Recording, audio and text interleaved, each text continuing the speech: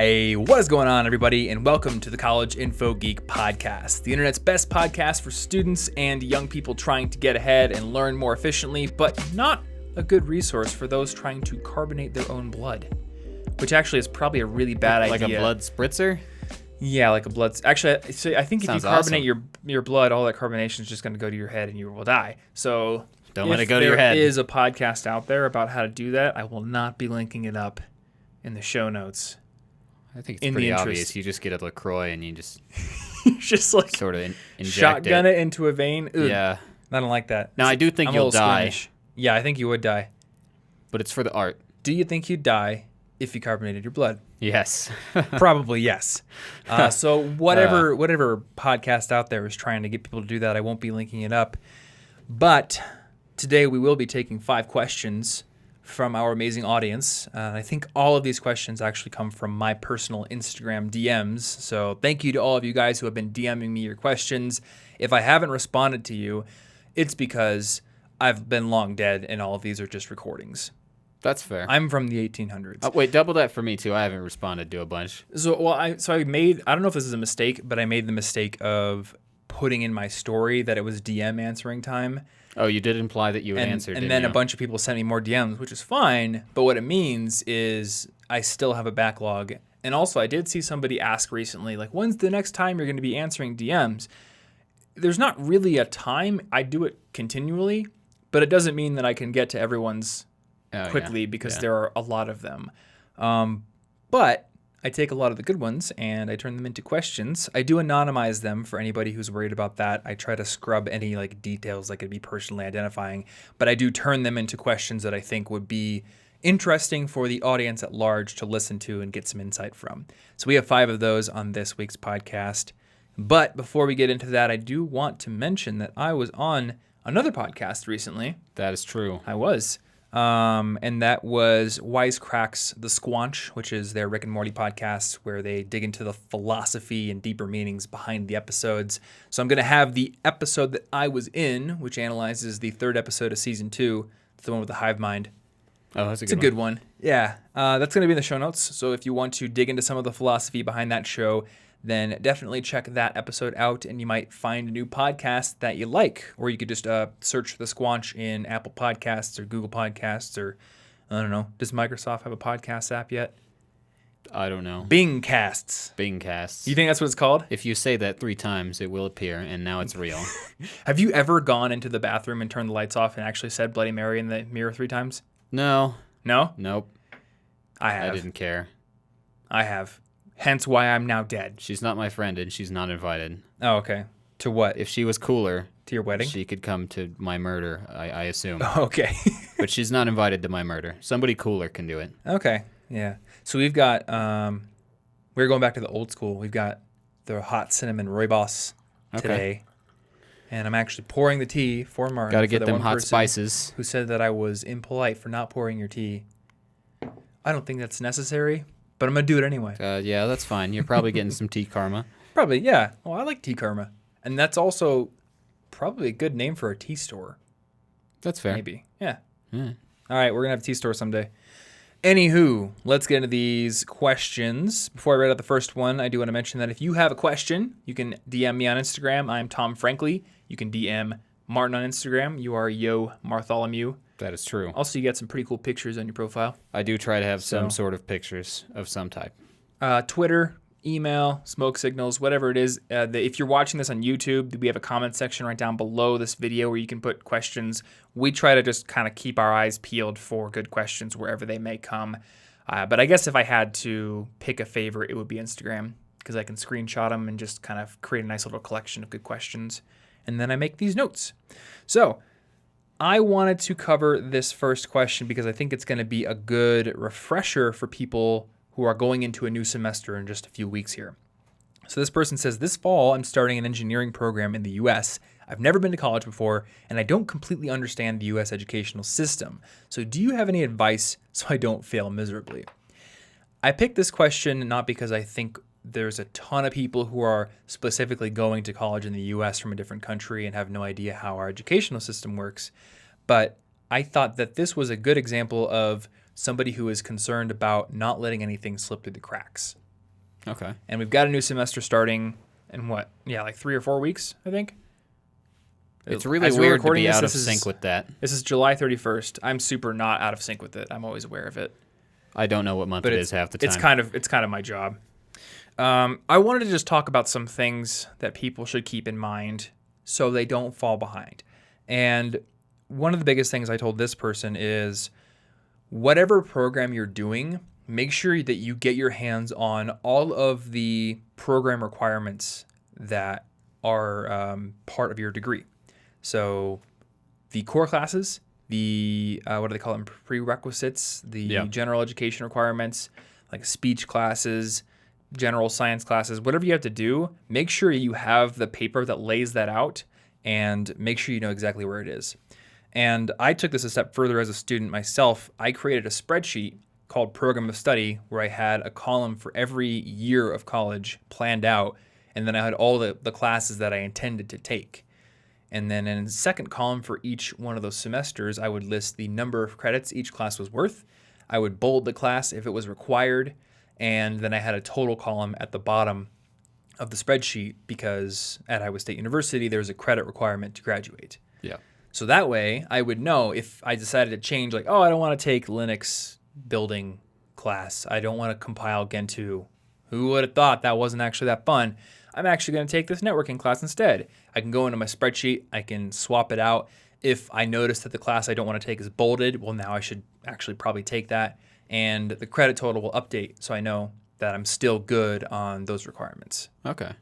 So that was a big thing for me. I don't know if there's anything else that you had to add on that note. I mean, the degree audit feature was amazing, and I did that all the time. I don't know if that's for every school, though. I would hope so, because it was a really nice feature. Even if it's not for every school, why don't you could manually plan it out. Yeah. So, like, the degree auditing system was a system where it would take the classes you've already taken into account, and it would allow you to either insert, let's say I'm taking these classes next semester, it would like let you pretend, and then it would even let you switch degrees if you wanted. So if I was like, what if I wanted to major in dance? Let's see what would happen. And then it's like, oh, well, you wouldn't be graduating next year, that's for sure. It would like show you what are you missing everywhere. Yeah.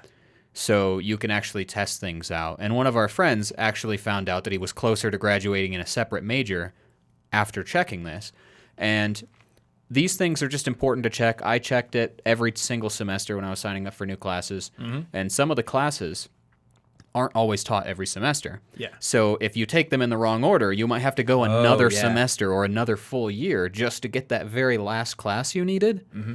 And so that's what I was kind of afraid of and why I wanted so badly to make sure that the plan worked every semester. Does this still work? Does this still work? Because I don't want to take an extra semester for one class. That's a huge waste of money. That's good to know. And I do remember us using the degree audit program to see whether or not you could graduate early, and it actually turned out that you could.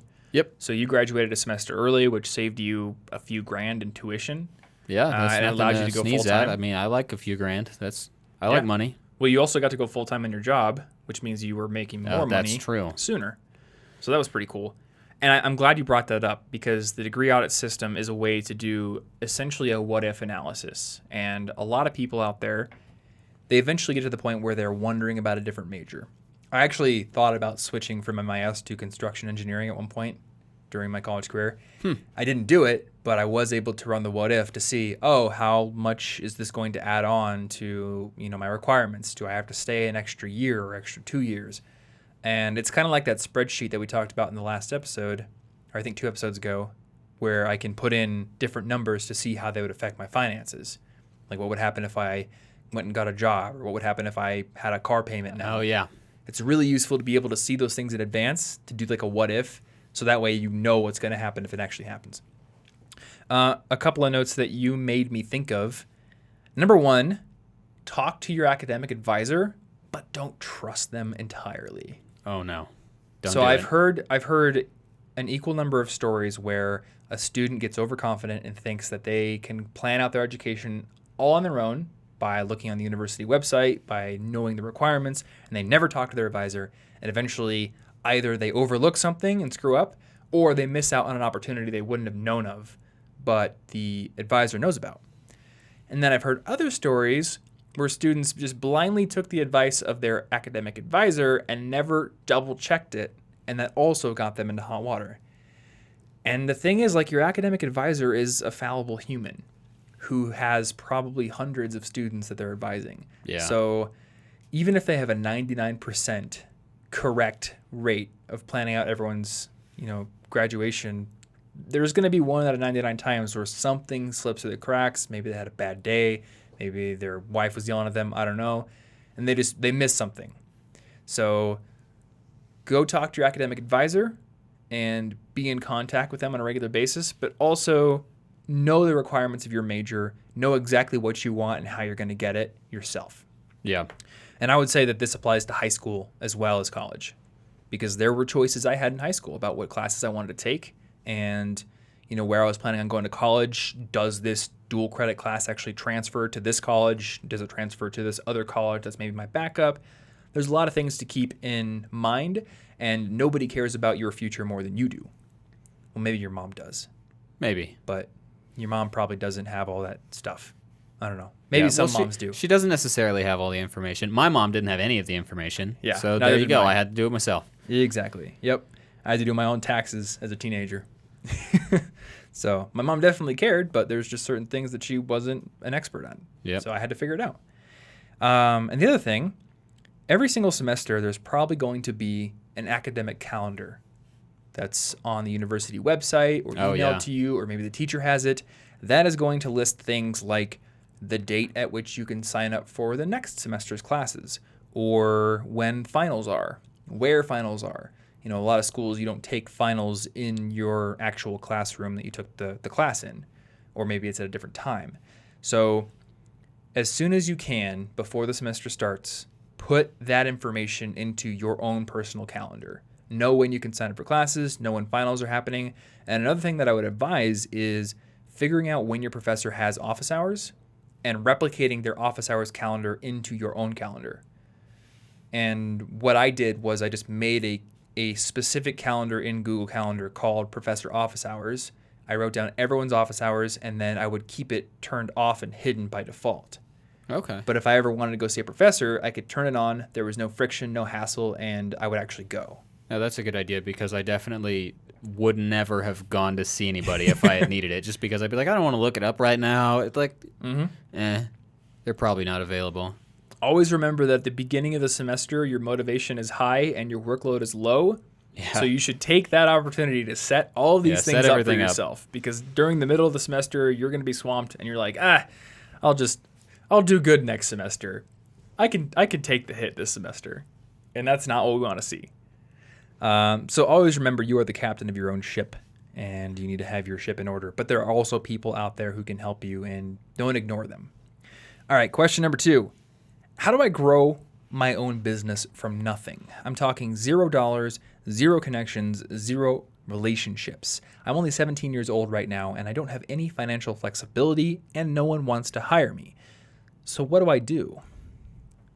Do we know what kind of business this is at all? Nope. No? Okay. Just He business. literally just business. asked me this question on Instagram, and I honestly didn't think that I needed to know what the business was to say a few preliminary things. Oh, there are definitely some. So what's on your mind with this question? Well, my first thought was, does it involve computers? Because that I think there's a different pathway. If you're trying to do like tech stuff, there's a lot easier path for you to do online by yourself for free and magically become an expert in things and immediately it's kind of like fast forwarding through some of the other things. If you needed to find, if you were trying to do a brick and mortar business, for example, Yeah, that's tough. you would have to do far more than if you were just trying to become a web developer to get in the door.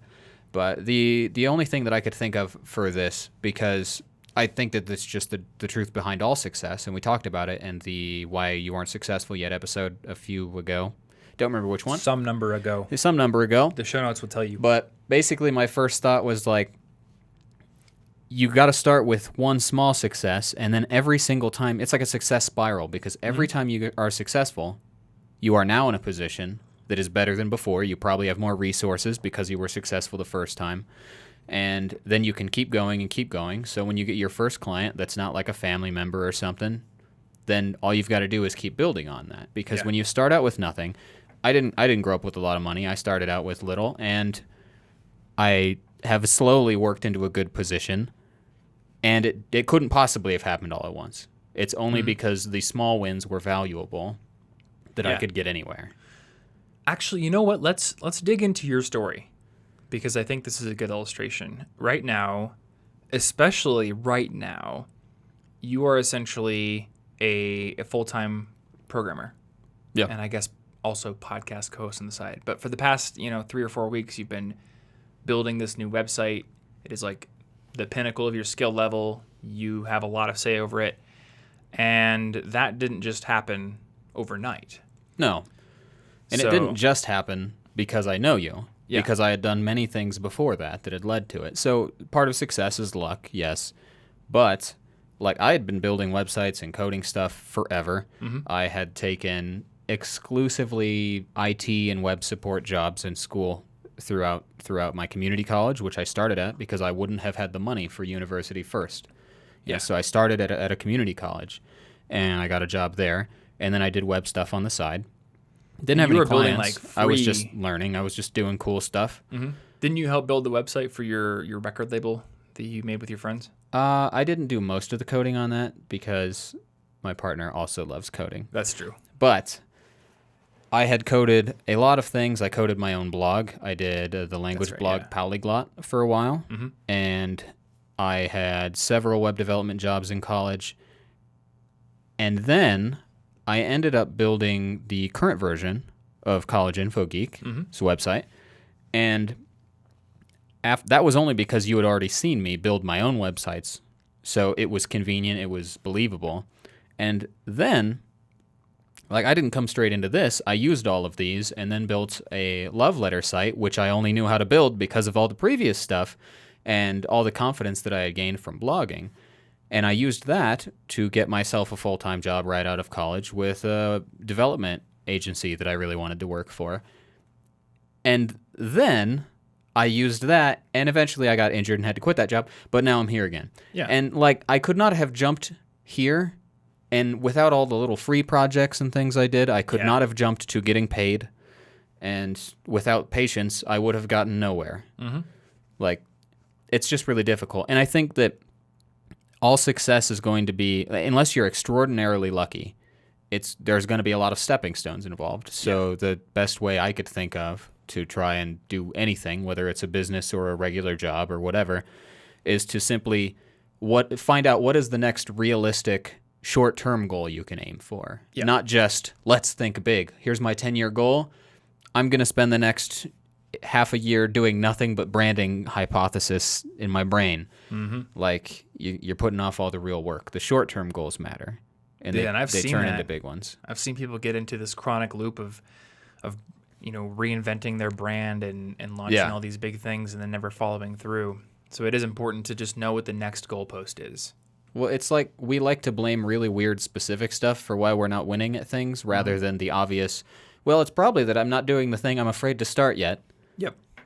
I'm sure, actually, the reason I don't have any clients is because my personal website, the shade of orange on the background, it's a little too bright. And if I just change that, maybe change the font, then I'll get hired. Well, like, wait, that's not it. You got to go read some more color theory and psychology articles. Yeah, you got to make the buy button purple. Otherwise, people aren't going to buy. It's like, it's so easy to get caught in that, like the planning, the preliminary stages. But unless you have a short-term concrete goal, you might get stuck there for good. Yeah. So what I was going to say is when you have no clout or notoriety, no connections, no working capital, money to invest into the business, then you need to ask yourself, well, what are the resources I do have? Because to do anything in life, you have to apply resources to the problem. And what you have is whatever level of talent you currently possess, whatever level of work that you have that you can show off, and your time. So my answer is work for free. And that could either mean work for free for someone else, as in go volunteer or go tell someone that you're going to work, for them for free, or work for free for yourself. Like build a project on your own for your own reasons that you can then show off. If you look at like game developers like Matt Thorson, who made Towerfall and Celeste. He has, and I have a video on this that I think people should watch, and I'll put it in the show notes. He has this whole back catalog of games on his website that he built just for fun. Nobody ever bought them. They were freeware, but they were practice. And they were the stepping stones that got him to the point where he could actually make a game that people would want to buy. And then he could actually work with other developers to make a bigger project. You know, if you have no game development experience and you go message an artist and you're like, hey, I have an amazing game idea. I need you to draw all the assets for it. They're going to be like, okay, can you code it? And if you say no, well, I'm working on it. They're not going to work with you. Yeah, I got some Udemy tutorials queued up. They don't want to gamble their time on you probably giving up in a few months. Exactly. So when you go back and you look at Matt's previous games, like they're not ugly, but they're very simple. You know, little blocks of color pretty much. And then you look at a game like Celeste and it's just beautiful in every single way. I love the music Celeste. and it's so good. It's amazing. But, And Towerfall. There's a clear progression there. So he started working for free for himself. You could go work for free for somebody else. And I do like that you brought up the difference between online-focused businesses and things like a brick-and-mortar business.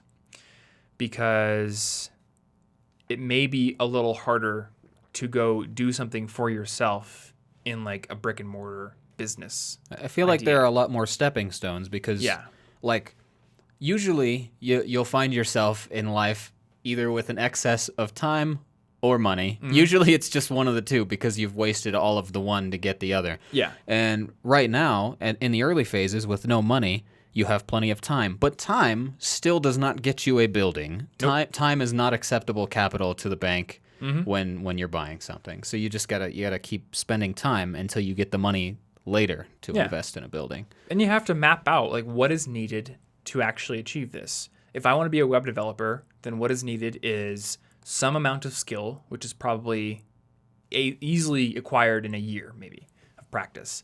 And I need the ability to go out and find clients. If I want to start a car company, I'm going to need a lot of know-how in a lot of different dimensions. I'm going to need a lot of capital to invest. I'm going to need a factory, all kinds of stuff. Yeah. I'm probably going to need partners. That factory money? So what can I do now? Because clearly there's no like ground zero and then boom, I have a car factory path. Yeah. I'm going to have to do a bunch of things.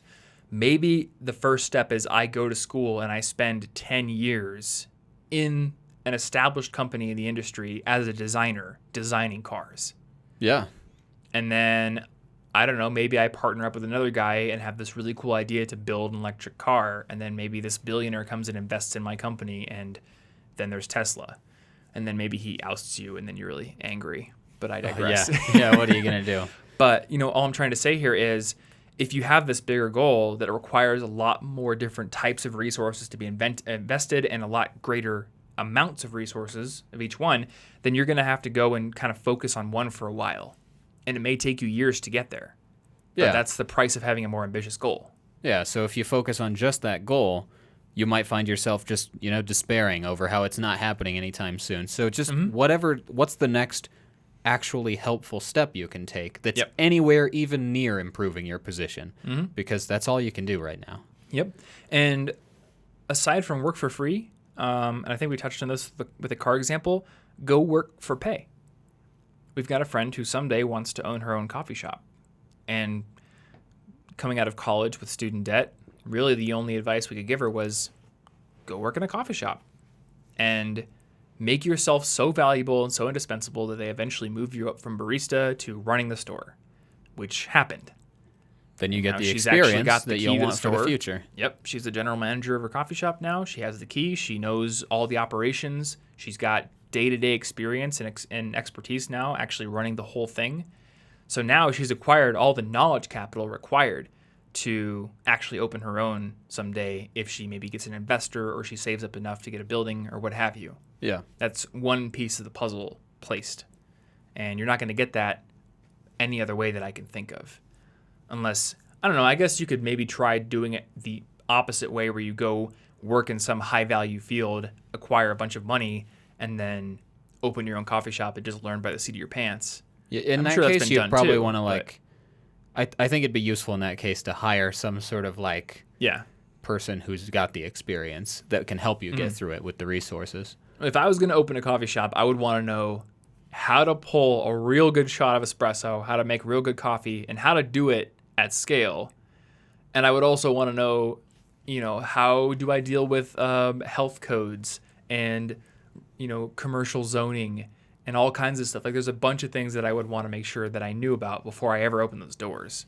Yeah. And I think I would learn a lot just by going and working elsewhere. Maybe in a different city, so I wasn't being too much of a competitor the next time I open one. Yeah. All right. Question number 3. Hey, Tom. Wondering if you had any advice or resources on the best way to build up a high sense of self-esteem. I've seen your stuff on confidence, but never on self-esteem, and I feel like they're different things. So I'm curious to know your thoughts on this. What I told him is that I see confidence as something that stems from self-esteem. Mm-hmm. And maybe you have a different take on this, but I feel like you have to like yourself before you can believe in yourself and be outwardly confident. Okay. I don't know if you disagree with that or not. I think that it's just a very personal and changing subject because it's also probably got some cultural stuff in there that would be hard to predict. But when I had seen the two words separated, I was like, I guess I didn't think about that very much. How would I differentiate them off the top of my head if I had to? Right. And like my personal first instinct was that like confidence, at least for me, is more related to my ability to succeed at something. Mm-hmm. Like I think that I can succeed at most things, barring a few that I just can't ever learn to do very well, if I give it the time and effort. But then to differentiate, I thought maybe self-esteem would reflect more of, do I think I am valuable due to that? But sometimes, especially if you're a person dealing with any sort of depression or any sort of bad situations, you might be really good at stuff, but still not think you're that valuable. Like, yes, I could do this, but what's the point? Like, I don't think anybody cares about me anyway. A lot of existentialism. These skills don't matter long term. Yeah. And to resolve that sort of a thing, I would think that one of the biggest things that's helped me with any self-esteem, because like I often do get into a weird rut where I like don't feel like what I'm doing is that valuable, even though like it is and I'm good at it. And what I'm doing, not referring to this job, not the podcast, other things, personal things. But the only thing that ever helps with that is spending more time with people that care about me to sort of prove wrong the belief that I'm not valuable, or to do things that scare me. Historically, those two things are like the only ways that will help prove wrong the thought that, yeah, I'm skilled, but that skill's stupid. It's pointless. No one cares. What's the point? Right. The only thing that proves it wrong is building connections with other people and doing things that are really scary and then coming out from them and being like, I guess I'm strong or something because of that. Yeah, I think both are important because I could picture a situation where you have great connections with people and they're telling you that you matter and they're telling you that you should like yourself, and then you don't believe them. So I think you have to have experiences where you've done something, either overcome a fear or contributed to somebody else's life in a positive way, where you can sort of reinforce what you're being told through your own actions and their results. Yeah, and good thing you said that because I haven't flipped this open because I thought I'd remember it all. But specifically, I had written down that one way to prove yourself valuable is to care for something. So you got pets, plants, like a garden that you take very seriously, or to go volunteer. Like I felt really good about myself when I was volunteering teaching English to refugees. Yeah. Because there was basically, to say that wasn't valuable while I was doing it would be discounting the importance of other people's lives. Yeah, that's true. And like, no matter how bad I feel, I'm not going to discount the importance of somebody else. So if my value is linked to helping them, it feels selfish to say what I'm doing isn't worth it. Yeah. Like, why would I say that to them? Then they'd be like, wow, you really don't care about this, do you? Like, that wouldn't feel right. So it helps like keep the belief that what you're doing isn't valuable or that you're not valued by people from even seeming realistic. Right, right. This week's episode of our show is brought to you in part by our friends over at Audible. Audible is the internet's best resource for getting your hands on audiobooks across a ton of different genres. They have an unmatched selection in their library, so whatever you want to listen to, be it the bestsellers or something really obscure, you're probably going to be able to find it. And I am a huge fan of audiobooks. You guys have probably heard me talk about them all the time in my videos and on this podcast because I am the kind of guy that wants to get a lot of physical exercise in my life. I try to go to the gym at least 3 times a week. I try to ride my bike a lot of miles per week in the summer. And I also spend a lot of time cooking or doing laundry or doing menial tasks around the house that really don't require a whole lot of in-the-moment attention. So I use those times to learn something new by listening to a book or to enjoy my time more by listening to a fictional book. And Audible is the place that I use to get my hands on those books. So if you want to get a free 30-day trial of Audible along with a free audiobook download of your choosing, you can go over to audible.com/CIG or text CIG on your phone to 500 And this week, I'm going to recommend a book called Delivering Happiness by Tony Hsieh, who is the founder of Zappos.com. I listened to this book recently, and it is, I think, one of my favorite business books that I've ever listened to / read. There are a lot of other more famous books out there, but there was something about Tony's philosophy, especially in the realm of customer service and user experience with his business, that really spoke to me and made me think about the way that I'm operating my own business and how I can improve it. And even if you're not running your own business, I think Tony's insights in the way that he structured his company provide a lot of relatable lessons that you could apply to your own life as an individual, both in your career and even in your personal interactions. So I definitely highly recommend Delivering Happiness, but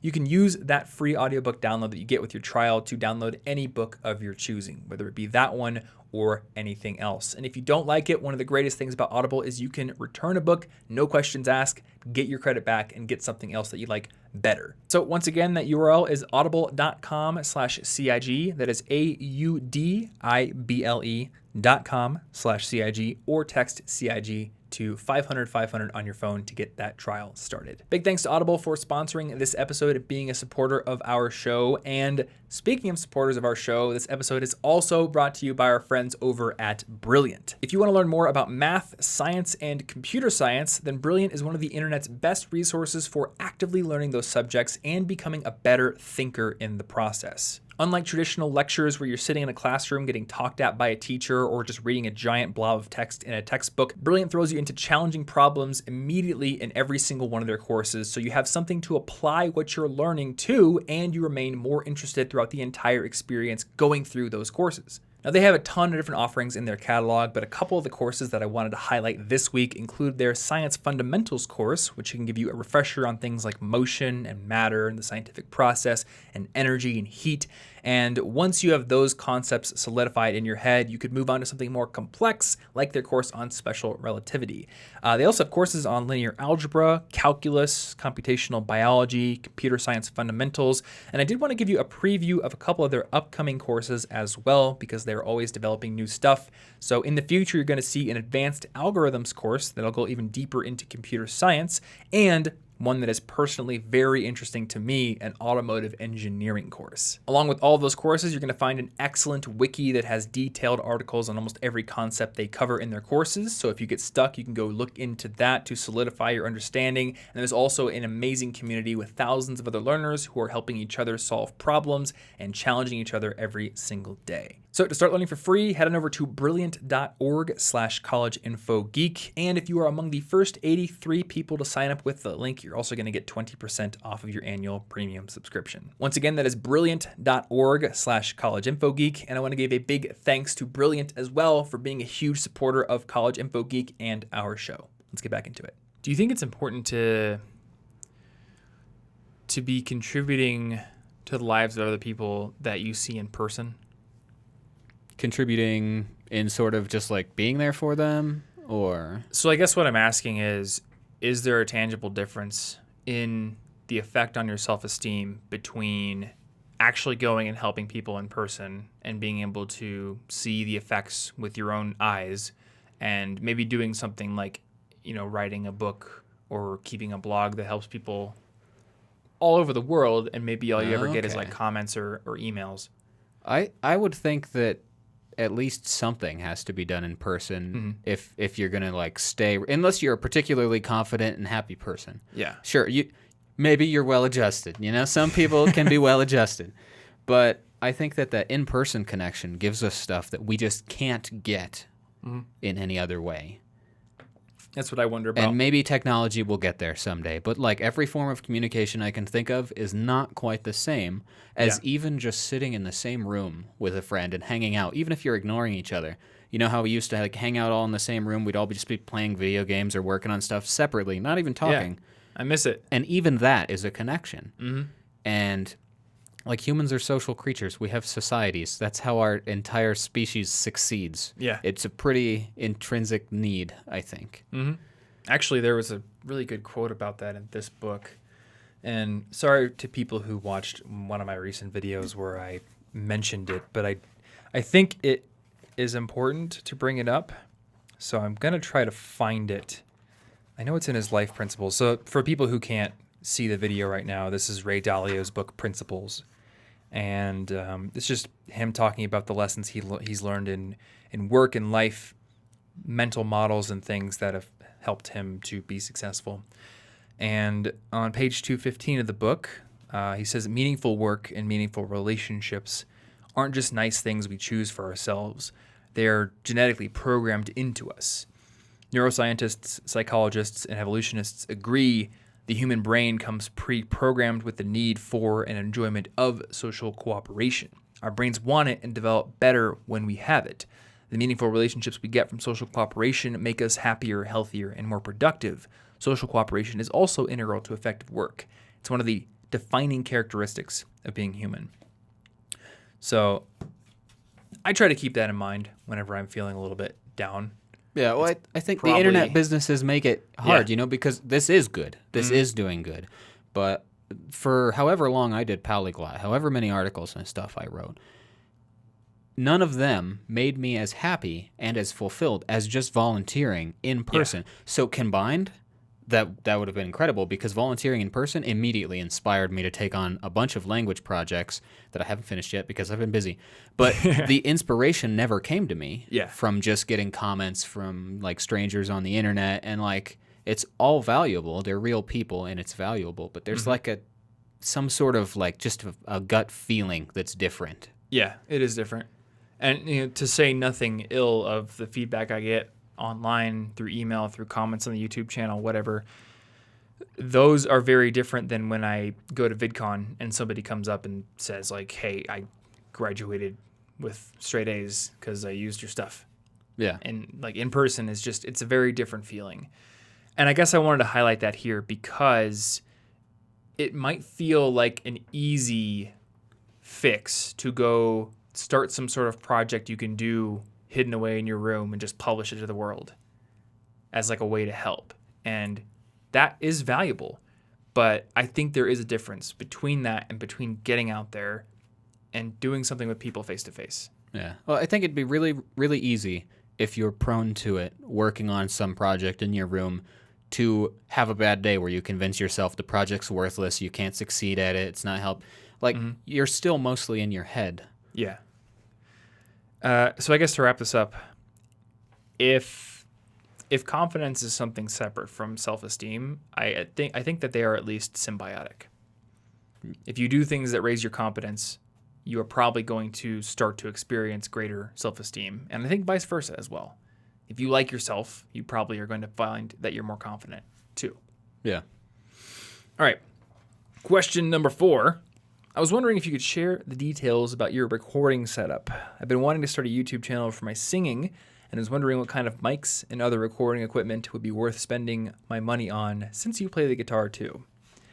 So, very different question. That is a very different question. Going to get a little technical here. So what I thought I would do is give you guys a brief explanation of the recording gear that we use for this podcast. And then I know that you have independently produced your own music. That is true. I have independently produced some solo guitar stuff that's not nearly like an album, but it's at least something that I put out on the internet. So I thought we could also touch on maybe some cheaper options. Yeah. Because my gut feeling about this is if you want to get started in music, buy what you can afford and just make music on it. I think like somebody who puts in a lot of hard work and has talent recording on a $50 mic is going to make better music than somebody who just goes out and buys all the most expensive stuff. Absolutely. One of my favorite, like this is really, really old. I don't think it's even online anywhere.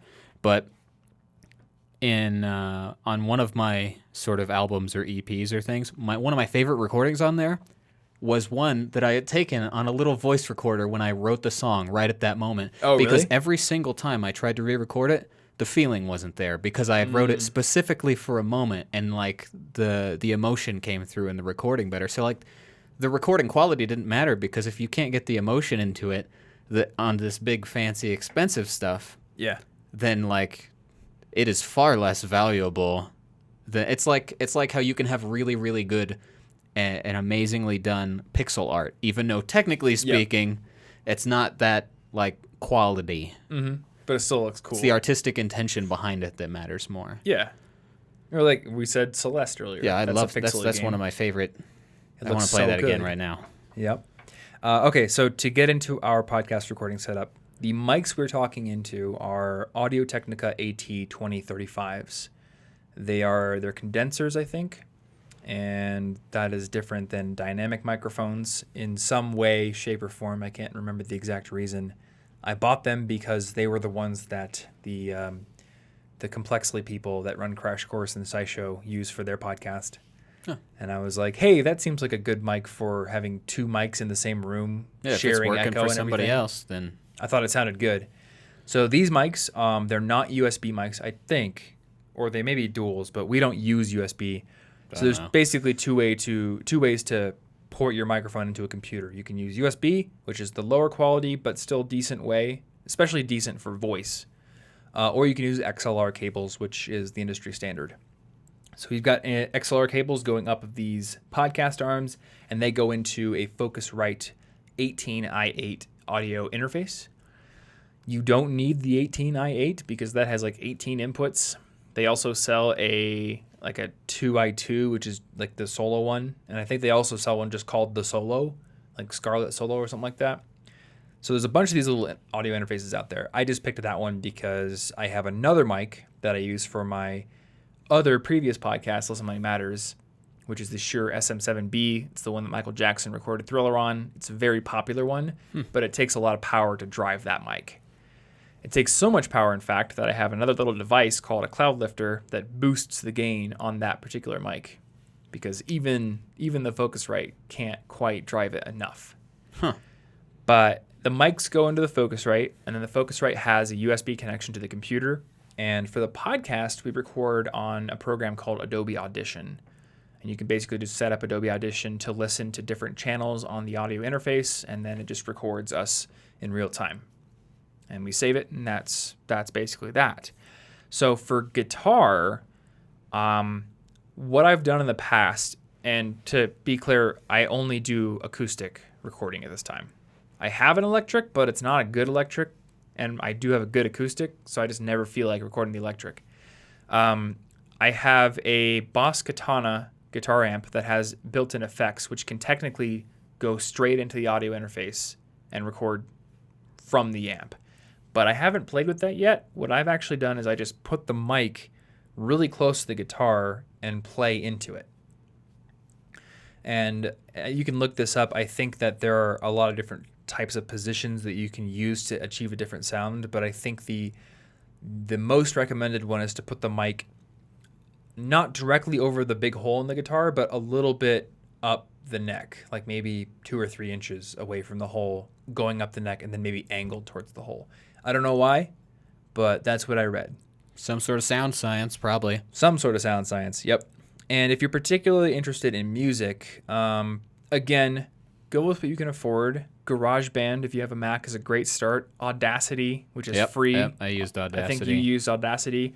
That is what you can use to record straight up instruments. If you want to start going further and you want to start maybe synthesizing your own drums or using MIDI instruments, things like that, I use a program called Ableton Live, which is not cheap, but it's one of the industry standards out there. And then I think for your album, you used Fruity Loops, right? I did for all except for one song Okay. on which I used LMMS, I think, which is basically the Linux open source version of Fruity Loops. So there's an open source audio or music making program. I don't know that it's quite as nice, but it is quite as free. It's pretty good. Well, yeah, because Ableton Live is like, I don't know, there's like a super basic edition for maybe $100, but it goes up to, I think, $700 for the main version with all the instrument packs.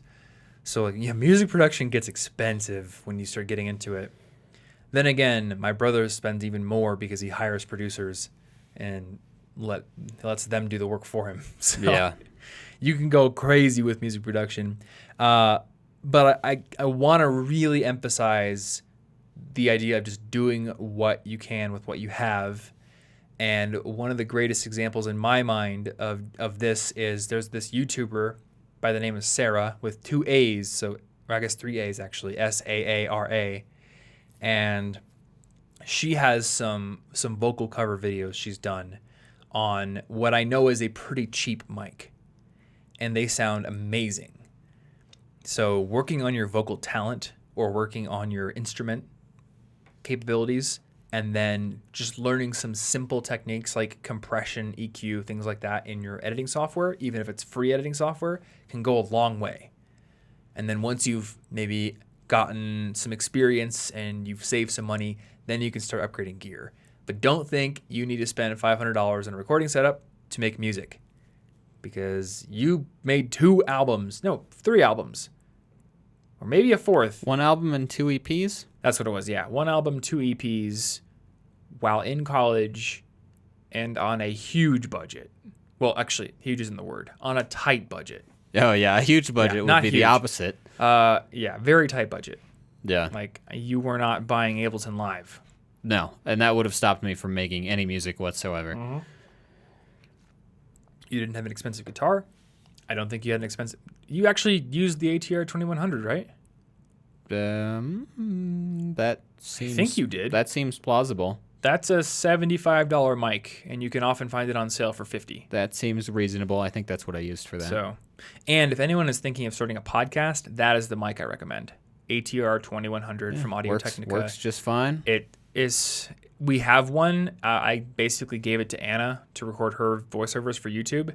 And if I did like a blind test with anybody and asked which of these mics sounds best, our mic, my super nice mic over at the desk there, or Anna's mic, I bet 9 out of 10 people could not actually tell that the nice mic sounds better. Again, it's just proper mic technique. It's knowing how to EQ and compress your audio correctly. It's removing imperfections with software. It's a good recording environment. There's many different factors that don't actually cost money that you can improve. So that's all I'll say on that. If anybody has any extra nerdy questions, they can ask them in the YouTube comments or DM me, and I'm happy to get even nerdier about the recording setup. But we are going to move on to our final question. So I noticed that earlier in the podcast, you mentioned there are some things you weren't good at.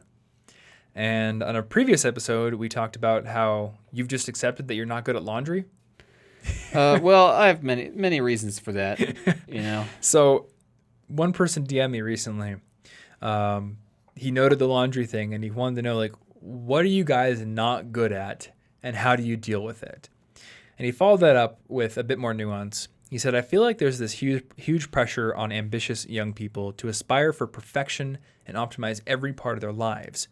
For me, it can be a real struggle to acknowledge something I'm bad at without feeling like I must be better or fix it right away. So how do you deal with this? And what are we bad at? Well, probably nothing. Actually, yeah, we're just good We're at everything. internet geniuses. Yeah. That's what Good at everything. being on the internet means. No, I'm bad at quite a few things. I'm really, really bad at lying when we play any sort of like Mafia or Secret Hitler game. Yeah? I'm the worst. Yeah, I'm not good at that.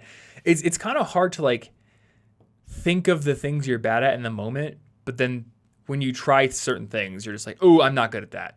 Yeah. I'm really not good at that. Like recently, I just remembered that I'm really not good at billiards.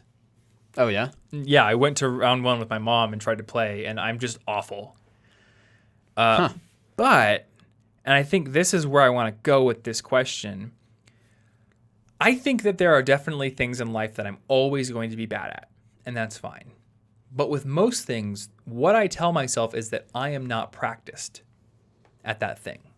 Okay. And there may be things that I'm not practiced at that I'm never going to be practiced at, because there's a zillion things we can do in this world, but we have to sacrifice the ability to do other things whenever we choose a certain path. There's always an opportunity cost. So 99% of the things and pursuits in this world are going to be things that I will always be not practiced at or quote unquote bad at, because I've chosen to focus on other things. That's a good way to word that. I'm not as focused as some people. I read that, who was it? I think it may have been Albert Einstein, was like a notoriously bad driver. Oh, Just yeah. like, I don't want to focus on that, bro. Yeah, I it's have a other things perfectly I'm focused reasonable on. thing to do. Now, I want to be a good driver, but you know what? Maybe I don't want to be a good tennis player, and that's okay. Yeah. No, I like the idea of viewing it as not being practiced at something, because most of the time that is true. It is a changeable thing. And like the way we use language is very important, because it's how we think. We use our language to think. So if we're going to think in ways that seem impossible to change, that's how it's going to be. Yeah. And we all have natural talents. We have different talents. I might find going out and being, extroverted, naturally easier than you. Yeah. But we both can practice at it. We both can improve. You're probably going to find super analytical problems like coding easier naturally than I will.